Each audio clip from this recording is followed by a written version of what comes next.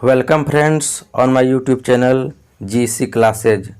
I am Kundan Goswami from Bhagalpur. तो दोस्तों, आज की इस वीडियो में मैं आप लोग को समरी पढ़ाऊंगा जो कि 12th एग्ज़ाम के लिए 5 मार्क्स का पूछा जाता है। ठीक है, तो जैसा कि आप लोगों को पता है, sweetest love I don't go, जिसका एक्सप्लेनेशन मैंने आपको पहले ही पढ़ा दिया था। तो जो एक्सप्लेनेशन नहीं पढ़े हैं उनसे रिक्वेस्ट है कि सबसे पहले आप एक्सप्लेनेशन का वीडियो देख लीजिए एक बार। इस वीडियो के डिस्क्रिप्शन बॉक्स में उसका मैंने लिंक दे दिया है, तो सबसे पहले आप उस वीडियो को देख लीजिए, तभी इसको देखिए, क्योंकि समरी आपको तभी रिमेंबर होगी जब आप पहले वाले वीडियो को देख लेंगे। तो और एक बात और कहना चाहूँगा, इस वीडियो को जो भी देख रहे हैं प्लीज़ हेडफोन लगा करके गौर से देखिए, जिससे क्या होगा, आपको सारा चीज़ याद हो जाएंगे और आपको कोई प्रॉब्लम भी नहीं होगा। तो इसलिए आप लोग से रिक्वेस्ट है, आप वर्ड बाय वर्ड मैं समझाऊंगा आपको, प्लीज़ लिसन केयरफुली और ध्यान से आप लोग देखिए भी इस वीडियो को। तो चलिए हम लोग वीडियो को स्टार्ट करते हैं, काफ़ी विलम्ब नहीं करेंगे। तो और एक बात मैं आप लोग को बता दूं कि जैसा कि आप लोगों को पता है कि sweetest love I don't go John Donne के द्वारा लिखा गया है, और इसमें जो है आपको पता है कि जो जॉन डन है वो जर्मनी जा रहे थे, और जर्मनी जाने के क्रम में उसकी जो प्रेमिका है, बिलॉव्ड है, जिसका नाम था एन मोर, वह जो है विलाप करती है। तो उसी को समझाने में कि मैं एक जर्नी पर जा रहा हूँ, तो उसी को समझाते हुए यह पोएम बना हुआ था। और मैंने आपको जॉन डन के बारे में भी डिटेल से पढ़ाया था। तो जिसने भी नहीं देखे हैं वीडियो को, तो उससे रिक्वेस्ट है कि आप जो है पहले उस वीडियो को देख लीजिए, मतलब एक्सप्लेनेशन का इसका वीडियो देख लीजिए, तब इसको देखिए। तो चलिए, अब ज़्यादा विलम्ब नहीं करते हुए अब लाइन बाय लाइन हम लोग देखते हैं समरी को। तो चलिए स्टार्ट करते हैं। तो देखिए, सबसे फर्स्ट लाइन है आपका, sweetest love I do not go, या डोंट गो भी पढ़ सकते हैं। देखिए, ये जो गो है ये ओल्ड इंग्लिश का गो है, इज़ ए लिरिक पोएम। देखिए, लिरिक पोएम का मतलब क्या होता है, मतलब लिरिक का मतलब होता है गे, मतलब वैसा पोएम जिसको हम गा सकते हैं, वैसा कविता जिसको हम गा सकते हैं। तो sweetest love I don't go एक लिरिक पोएम है, एक गाने वाला पोएम है। इसको, इस कविता को गाया भी जा सकता है। ठीक है, उसके बाद देखिए, इट, यहाँ तक आप लोग समझ गए। Sweetest love I don't go एक लिरिक पोएम है, एक गाने वाला पोएम है। It has composed bye famous metaphysical poet John Donne. ये जो कंपोज्ड किया गया है, जो लिखा गया है, ये जो वर्णन किया गया, कंपोज्ड का मतलब होता है लिखना या वर्णन करना या रचना करना। ठीक है, किसके द्वारा रचना किया गया है? प्रसिद्ध, फेमस का मतलब प्रसिद्ध, प्रसिद्ध मेटाफिजिकल पोएट। मेटाफिजिकल का मतलब होता है आध्यात्मिक, मैंने आपको बताया था। तो प्रसिद्ध मेटाफिजिकल पोएट जॉन डन के द्वारा यह रिटेन हुआ, या लिखा गया, या कंपोज्ड किया गया है। ठीक है, तो फिर से एक बार समझ लेते हैं। Sweetest love I don't go is a lyric poem, यह एक गाने योग्य पोएम है। ये जो लिखा गया है मतलब फेमस आध्यात्मिक कवि जॉन डन के द्वारा। मेटाफिजिकल का मतलब क्या होता है? आध्यात्मिक। और फेमस का मतलब प्रसिद्ध, और कंपोज मतलब लिखा हुआ या रचना किया हुआ। ठीक है, उसके बाद देखिए आगे देखते हैं। He is known for song and sonnet. Known का मतलब होता है, यहाँ पर हो जाएगा जाने जाते हैं, वह जाने जाते हैं। फॉर सॉन्ग, सॉन्ग तो आप लोग समझते हैं। एंड सोनेट, सोनेट का मतलब हो जाता है 14 लाइन की कविता। वैसी कविता जिसमें कि 14 लाइन हो, उसी को हम लोग बोलते हैं सोनेट। तो ये सोनेट बहुत ज़्यादा लिखे थे कौन? John Donne. तो ये सॉन्ग एंड सोनेट के लिए जाने जाते थे कौन? John Donne. अब देखिए आगे है, in the present poem the poet has explained the divine and true love. तो कह रहा है इन द प्रेजेंट पोएम, इस वर्तमान कविता में कवि ने जो एक्सप्लेन किया है, जो वर्णन किया है, क्या वर्णन किया है?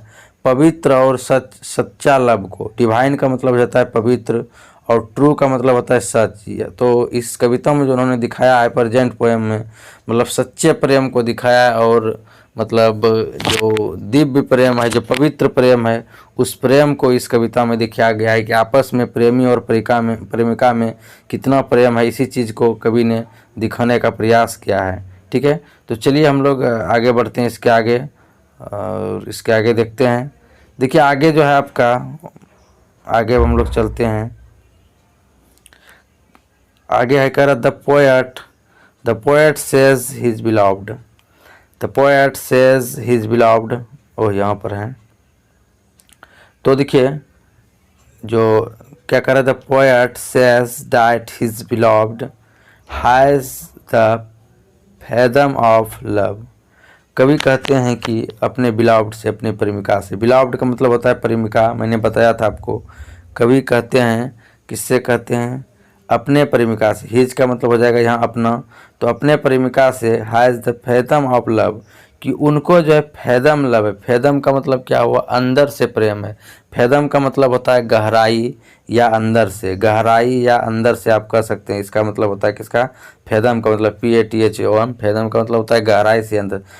वो कभी कहते हैं कि उनकी प्रेमिका से जो उनको प्रेम है वो अंदर तक, गहराई तक प्रेम है। कौन कहते हैं, कवि, ठीक है।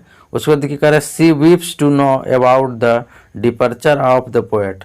वह रोती है, कौन रोती है, उसकी प्रेमिका जो एनमोर है। टू नो क्या, जानकर, जानकर about the departure of the poet, मतलब पोएट के प्रस्थान के बारे में जानकर, कि पोएट जो है जा रहे हैं, कवि जो जा रहे हैं, उसके डिपर्चर को जानकर, उसके प्रस्थान को जानकर वह क्या करती है, रोती है। कौन, उसकी प्रेमिका, ठीक है। तो आगे देखिए क्या कर रहा है कि मतलब वो रोती है, क्यों रोती है, उसके जाने का कारण, मतलब उसके डिपर्चर, उसके प्रस्थान के बारे में जानकर, कि वह जा रहे हैं जर्मनी यात्रा पर। तो इसीलिए आपको बताए थे मैंने कि यात्रा पर जा रहे हैं कहीं, जॉर्डन। कविता में मैंने आपको फुल्ली एक्सप्लेनेशन पढ़ाया था, ठीक है। तो आप देख लीजिए वीडियो को, इस वीडियो के डिस्क्रिप्शन में उसका लिंक दिया हुआ है, ठीक है। उसका देखिए कह रहा है, the poet as a lover, poet as a lover, poet lover के रूप में इज काउंसलिंग, वो काउंसलिंग करता है इस वाइफ, अपने वाइफ को, टेलिंग, और कहता है कि that he is going away not because he is tired of her और he wants a better woman. देखिए यहाँ पर आप समझने का कोशिश करिए जो भी, और प्लीज़ गौर से वीडियो को देखिए, तभी आपको समझ में आएगा। देखिए पोएट जो क्या करते हैं, यहाँ से फिर समझिए, पोएट क्या करते हैं, मतलब जो कवि है वो क्या करते हैं, समझने का प्रयास करिए। द पोएट से एज ए लवर, मतलब पोएट जो है लवर के रूप में, प्रेमी के रूप में काउंसलिंग करते हैं। काउंसलिंग करने का मतलब क्या होता है, दिलासा देना। अपना वाइफ को, हिज वाइफ, अपने वाइफ को दिलासा दिलाते हैं और कहते हैं कि वह जो गोइंग अवे, वह जो जा रहे हैं, वह जो जा रहे हैं, नॉट बिकॉज, इसलिए नहीं कि ही इज़ टायर्ड, वह थक गया है तुमसे। ऐसा नहीं है कि कभी जो है अपने प्रेमिका से थक गया है, अथवा ऐसा भी नहीं है कि ही वांट्स ए बेटर वुमन, और ऐसा भी नहीं चाहती है कि वह तुमसे कोई बेटर वुमन चाहती है। तो देखिए ध्यान से आप लोग यदि देखिएगा तो हर चीज़ आप लोगों को समझ में आएगी, ठीक है। तो ऐसा भी नहीं है कि वो कभी जो है क्या हुआ है, मतलब कभी मतलब प्रेमिका के रूप में, मतलब प्रेमी के रूप में काउंसलिंग करते अपने वाइफ को, मतलब दिलासा दिलाते हैं कि ऐसा नहीं है कि वो जो दूर जा रहा है तो वह तुमसे थक गया है या तुमसे कोई बेटर वुमन उसको चाहिए। नहीं कहता है लोग कि आप जो जा रहे हैं मुझे छोड़ करके, ऐसा तो नहीं कहीं कि आपको कोई दूसरा मिल गया है या हमसे थक गए हैं। ऐसा प्रेमी और प्रेमिका में बातचीत होता है, आप लोगों को पता है। तो उसी तरह से जो है, मतलब कवि ने कहा अपने प्रेमिका क्योंकि लवर के रूप में काउंसलिंग क्या, दिलासा दिलाया कि मैं जो जा रहा हूँ ऐसा नहीं है कि मैं तुमसे थक गया हूँ, और न ऐसा भी नहीं है कि तुमसे मुझे अच्छा कोई मतलब औरत चाहिए, वुमेन चाहिए, ठीक है, ऐसा भी नहीं है, ठीक है। या अच्छा मुझे, मैं ऐसा चाहता हूँ, ऐसा भी नहीं है, ठीक है। तो यहाँ तक आई होप यहाँ तक आप लोग समझ गए होंगे। चलिए हम लोग नेक्स्ट आगे हम लोग बढ़ें। आप लिख भी लीजिएगा एक बार, और पहले आप समझ लीजिए पूरी, मतलब पूरा को पहले आप समझ लीजिए, उसके बाद आपको क्या करना है, लिख भी लेना है। तो चलिए आगे हम लोग देखते हैं क्या इसके आगे क्या कर रहा है। देखिए कह रहा है, ही सेज डाइट, ही का मतलब कौन, पोएट। ही सेज डाइट, वह कहते हैं कि the sun sets in the evening and rises again in the morning.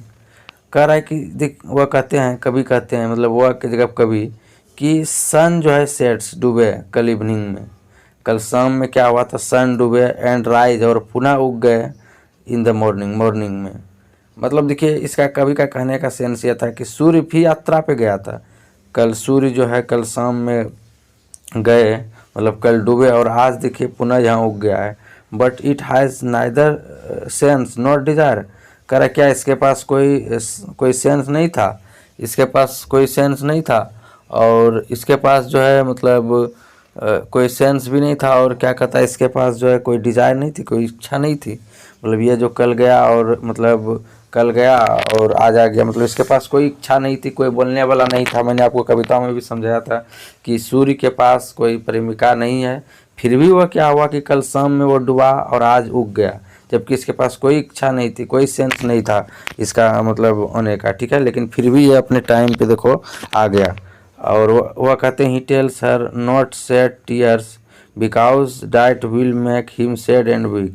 कह रहा है कि मतलब वह कहते हैं, कौन कहते हैं कभी, कि तुम जो है ये जो सैड टीयर्स करती है, ये जो बिलाप वाला रोना रोती है, टीयर्स का मतलब होता है आंसू, और जो है सीधी सैड का मतलब भी होता है आंसू बहाना। जोरदार जब आंसू बहाया जाता है तो उसको बोला जाता है सैड, ठीक है।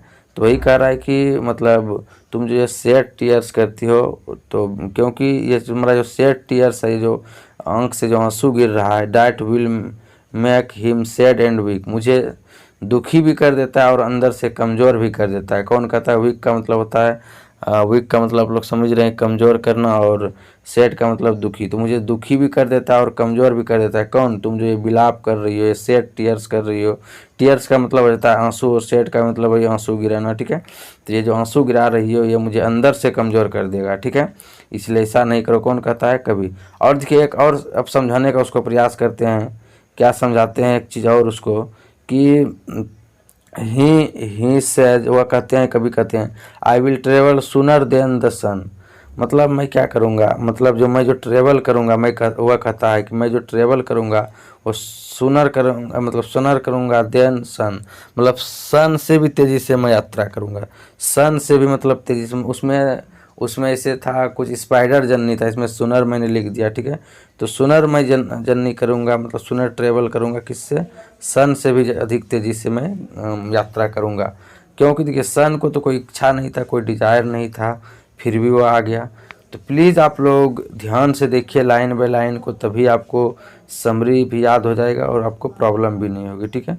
तो चलिए हम लोग नेक्स्ट लास्ट मतलब लास्ट लाइन है, कह रहा है ध्यान से देखिए,